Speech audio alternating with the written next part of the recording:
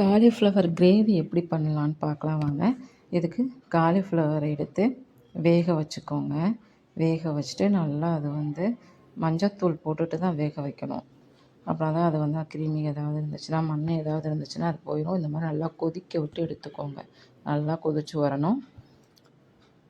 புழு சின்ன சின்ன குட்டி குட்டி பச்சை கலரில் புழு இருக்கும். அதெல்லாம் அப்படியே இதாயிரும், வடிகட்டுறப்ப போயிடும். இந்த மாதிரி நல்லா எடுத்துகிட்டு நான் 65க்காக வேக வச்சுருந்தேன்.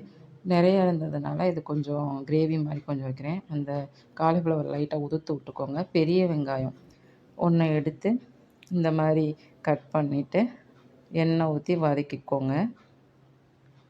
நல்லா வெங்காயம் வதங்கவும் ஒரே ஒரு தக்காளி மட்டும் கட் பண்ணி போட்டுக்கோங்க. இது பிரியாணி, சாம்பார், அப்புறம் தோசையில் கூட இது காலிஃப்ளவர் தோசையாக வச்சு கொடுக்கலாம். சூப்பராக இருக்கும். ட்ரை பண்ணி பாருங்கள். நிறைய பேர் பார்க்குறீங்க, சப்ஸ்கிரைப் பண்ணுங்கள். அப்புறம் தான் நான் போடுற வீடியோலாம் உங்களுக்கு உடனுக்குடனே கிடைக்கும். லைக் பண்ணுங்கள், ஷேர் பண்ணுங்கள், கமெண்ட் பண்ணுங்கள். மசாலா பொடி 1 ஸ்பூன் போட்டிருக்கேன். போட்டுட்டு அந்த மசாலா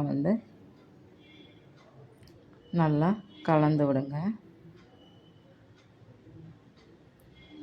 வெங்காயம், தக்காளி, மசாலா, அந்த காலிஃப்ளவர் இது மட்டும் இருந்தால் போதும். வேறு எதுவுமே போடல, கடுகு கூட போடல. இது நல்லாயிருக்கும், ட்ரை பண்ணி பாருங்கள். இது மாதிரி குட்டி குட்டியாக நல்லா இது பண்ணிவிட்டு கை வச்சு உதுத்து விட்டுக்கோங்க. உதுத்து விட்டுட்டு இந்த மாதிரி கிளறி விட்டுக்கோங்க.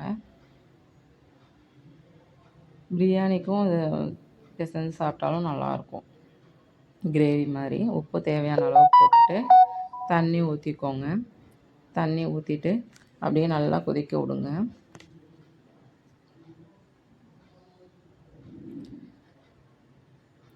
அந்த வெங்காயம், மசாலா, அது தக்காளி எல்லாம் ஒன்றா சேர்ந்து வரணும்.